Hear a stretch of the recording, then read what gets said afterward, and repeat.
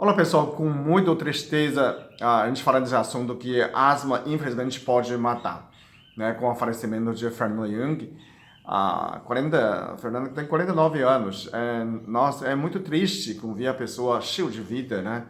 Pela frente e de repente. E que, para você entender melhor, por que asma pode matar, né? Entre um lugar para você descansar fim de semana entre a montanha e a praia, onde que é melhor? É a praia, porque a montanha tem problema com asma.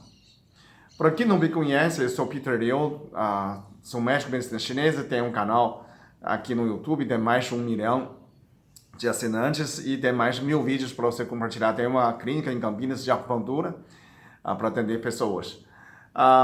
Se você é a primeira vez aqui, você inscreve, né? Dá like e dá um sino no sinal, aperta sino para receber mais os meus vídeos.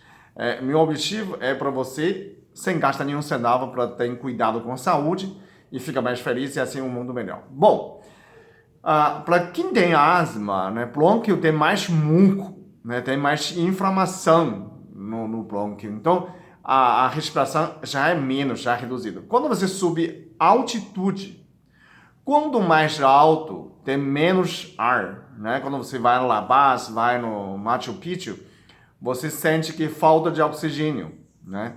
Porque ali é muito alto.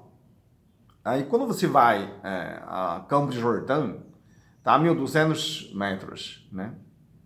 O Gonçalves, onde o Fernando estava, tá a 1.300 metros, o mínimo, né? O máximo estava a 2.000 metros. Então, quando você chegar em cima de 1.200 metros, você já perde mais ou menos 20% de oxigênio pela altitude.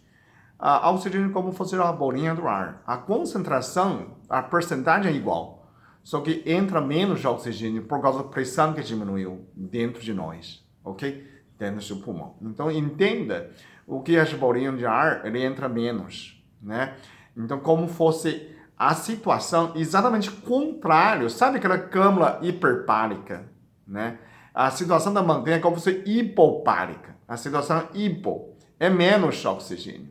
E esse menos oxigênio se agrava com frio. Então, são duas situações, são duas coisas que aumentam esse perigo. Quando você tem asma, o primeiro é altitude, não é bom. Se você tem asma, você ia viajar para descansar, escolhe um lugar próximo ao nível do mar. Assim, Guarujá, Santos, ou mesmo fica em São Paulo, tá? Uns 600 metros nível do mar, né? Ainda é bom. Mas não é muito poluído. Então você vai numa região de pouco mais sítio, né? Alphaville, ou mais para cá, para sentido de Campinas, ou São Bernardo, né? Lá, que a próxima, você afasta um pouquinho de São Paulo, Atibaia, mas ainda é bom, não é tão alto, né?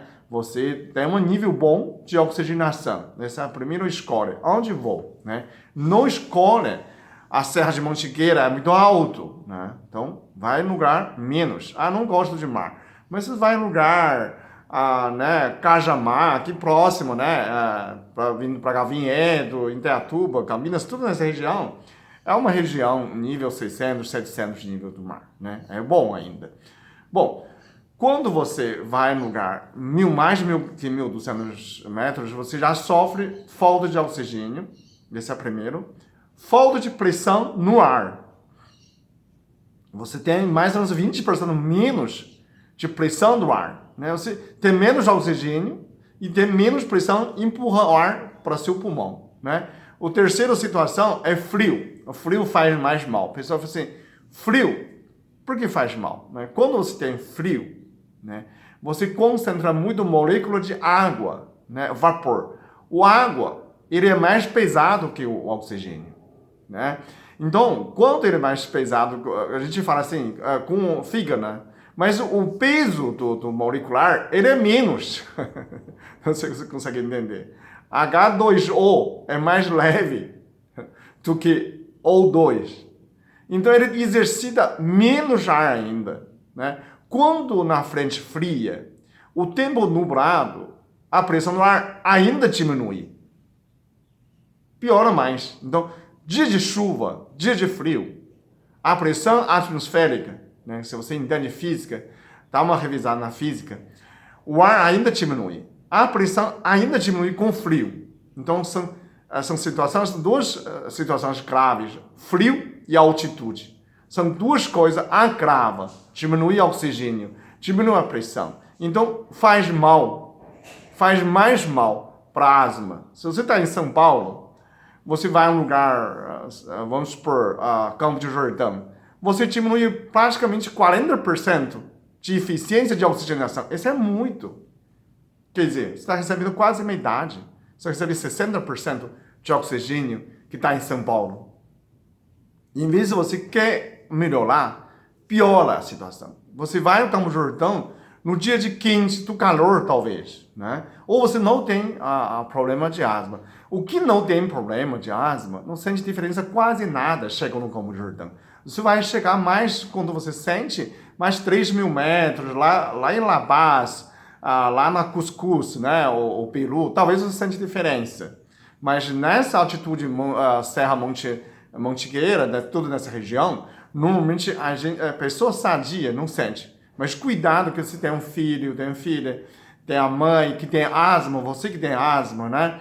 Eu estou preocupado com vocês, esse tipo de crise é muito pouco, né? Normalmente não, mas quando acontece, ele é fatal, né? Normalmente acontece mais à noite, né? Então a pessoa começa a crise entre 3 horas da manhã. Justamente 3 horas da manhã é o momento mais fraco do pulmão, né? 3 a 5 é o lado de pulmão, né? Quando chega às 3 horas é mais crise. A pessoa normalmente tem crise nessa horário. Então a pessoa tem que tomar cuidado quando você tem frio, né? Tem frio. E à noite você come um pouquinho mais, piora muito mais, né? Porque o estômago vai roubar a circulação no coração. Então o pulmão tem menos força. Você fica mais fraco nos motores por causa da circulação, a insuficiência cardíaca. E aí piora a situação. Então você tem uma crise pulmonar, né, de oxigenação, da crise brônquio, e vai evoluir para a crise parada cardíaca, porque você não tem força. Nessa força, e aí a pessoa não consegue inalar o ar parece que não entra. Não sei se vocês lembram, Domingo Montagnier, que ele faleceu na água gelada, justamente depois do almoço, acontece a mesma coisa. O sangue vai no estômago, tem insuficiência cardíaca, e quando na água fria, o pulmão diminui toda a força, você fica mole. Tanto as mãos, né, os braços, a perna ficam mole por causa do coração, né? E o ar não entra. Você fosse afogando, você morrendo de infarto, sem afogar, né? Entende? Você não precisa afogar dentro de água. O ar não entra. É uma situação muito angústia, né? A asma piora muito mais, porque o brônquio já está meio fechado, cheio de muco, né? E com frio, com altitude, e se tiver comido alguma coisa a mais à noite, ou você está muito cansado, quer descansar, escolhe um nível do mar, um nível mais baixo, tem mais oxigênio, não a lugar de montanha. Isso é muito crítica, né? A maioria das pessoas não concorda porque não sente essa diferença. Mas eu estou falando para quem tem asma, o Brasil tem 20 milhões, né? O mundo tem 200 milhões de asma, o Brasil tem 10%, praticamente. Então, pode ser que metade dessa pessoa não sente nada. Outra metade pode sentir essa crise. Então, se você já sentiu nessa diferença, então começa a cuidar, comece a compartilhar nesse vídeo, fala com as pessoas, isso pode salvar a vida, né? Começa a cuidar a altitude. Quando aconteceu qualquer situação, o que você faz, né? Tenha tranquilidade, você não pode respirando muito rápido assim, né? Eu fiz um vídeo chamado Respiração Buteyko, né? Um fisioterapeuta russo, ele faz respiração 10 vezes normal, né? E você controla 5 segundos sem respirar, né? Depois respira de novo. Ou então você faz a respiração 3-3-3. Inspira, conta 3, solta. Inspira, conta 3, solta. Isso para não hiperventilar, né? Não aumenta a alcalinidade demais no seu sangue, porque você perde mais força ainda, né? Então não é mais que você respira melhora. Não pode entrar muito oxigênio no seu sangue. Então você inspira fundo, conta 3, isso aumenta CO2. CO2 dilata o brônquio, dilata a artéria, dilata a veia, então, aumenta a circulação, aumenta mais força do seu pulmão. Né? Ao contrário, a pessoa achava se eu respirar mais, melhora. Não, é pelo contrário. Inspira, né? Fundo, conta 3 e solta. Relaxa. Quando mais você entra em crise, piora. Né? Então tem que relaxar. Aquela hora relaxar, o que ajuda é o CO2, não é oxigênio. O CO2 quando você segura a respiração. Né? E quando tem presença de CO2, o organismo tem uma competição de oxigênio. Aumenta a oxigenação nos tecidos. Aumenta a oxigenação nos músculos do pulmão. Então você começa a respirar melhor quando você inspira, quando a 3 e solta. Não faz essa hiperventilação, porque aí piora. Né? Você pode até desmaiar. Então respira devagar, relaxa, quando a 3 e solta. Né? E essa situação pode melhorar bastante. Tem a asma, também tem esse ponto, né, do pulmão. Você pode, né, aqui, essa no meio do osso, né, aqui você pode apertar com força, apertando, né, e a pulmão melhora. Tem aquele vídeo que eu coloquei, uma garrafa PET por baixo do braço também, dilata mais, nariz pode entrar mais oxigênio. Enfim, você pode fazer tudo nessa linha, até aqui, é são do pulmão, né? Meridiano do pulmão. Né? Você pode bater, esfregar, para a pessoa melhorar nessa situação. E a melhor para a pessoa respirar melhor, não é deitado, não deixa a pessoa deitada, deixa a pessoa ficar sentada. Né? Isso diminui o peso do pulmão, o peso do coração. Então, quando você tenta ajudar a pessoa de crise de asma, pede a pessoa ficar sentada, não deitar, ok? Ficar meio sentada.